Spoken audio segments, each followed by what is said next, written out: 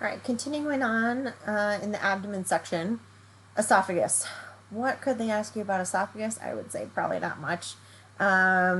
Review anatomy, upper esophagus, pharynx, all that kind of jazz. Review pathology terms, peristalsis, aspiration, things like that. Review the RAO drinking image. That's potentially what they would use for an esophagus. Swallowing dysfunction study, so make sure you know that's what they mean when they're talking about SINEs, which is usually involving the speech pathologist for potentially a stroke patient who may need their swallowing function evaluated before they go to a facility so that they can get their diet set up. Do you know what aspiration means? Review those. Stomach images for upper GI.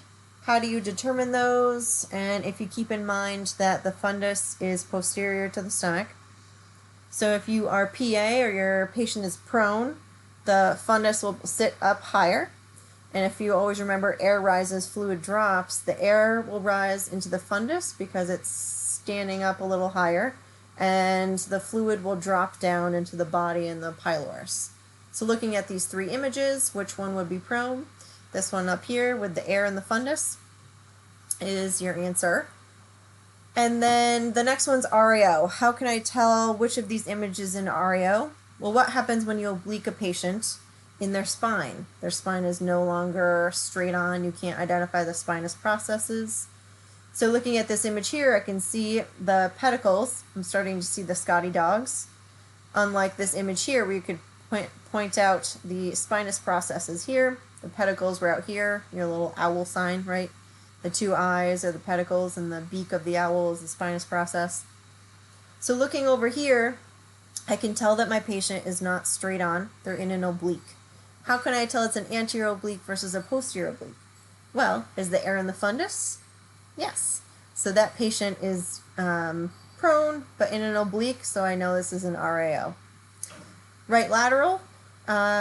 So how do I know this image is a lateral? I look to the spine. Is the spine in lateral position? Yes. So I'm seeing a space in between the spine and the stomach, and that's that retrogastric space here. Left hand roll, this was a Kettering tip. If you put your left hand up on your stomach like he has here, and just keep in mind that this area of your hand is supposed to be the fundus, and it's supposed to be posterior. Review stomach anatomy and anatomy of the duodenum. Small bowel follow through, what could they ask you?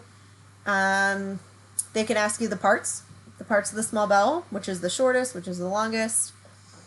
Small bowel series is a timed sequence, right? You take x-rays every so many minutes. Why do we put them prone?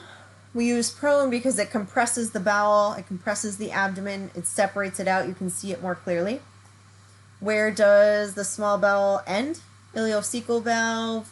What exam do you do at the end of your small bowel? That's that TI, or terminal ileum. Remember, jejunum has that feathery appearance, unlike the duodenum and the ileum. Watch the spelling of ileum on these questions, because that could be a bit of a trip up.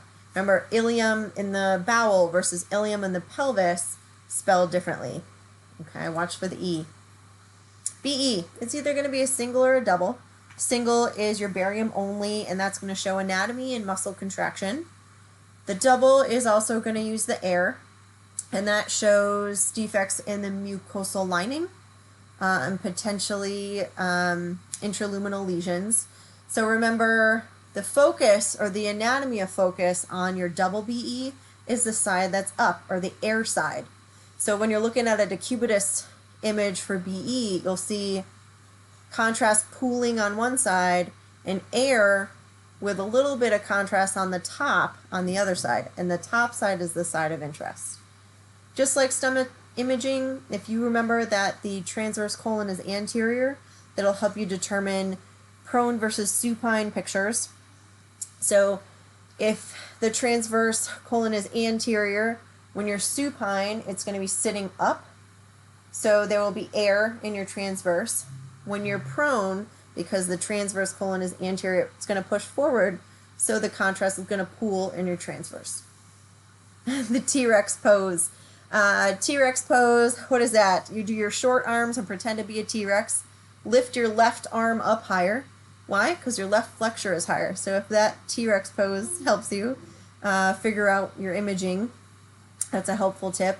Go back and review textbook BE tip insertion and make sure you know what the Sims position is and what it looks like. So for overhead imaging, your double BE is going to use the decubes. Your single is going to be the obliques. Why? Because you're looking for air fluid levels on the double. So decubitus is your key. And just like I was talking about a second ago, we would be looking at the side of interest, the side that's up. Not this down side that's pooling with contrast, but this side here where the contrast is lining the mucosal lining, okay?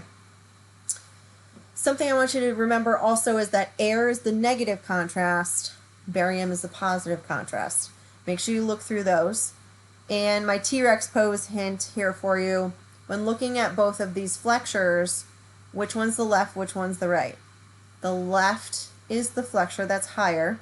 I also look to see what side has the contrast pooling down here, and that tells me that's the side that's down.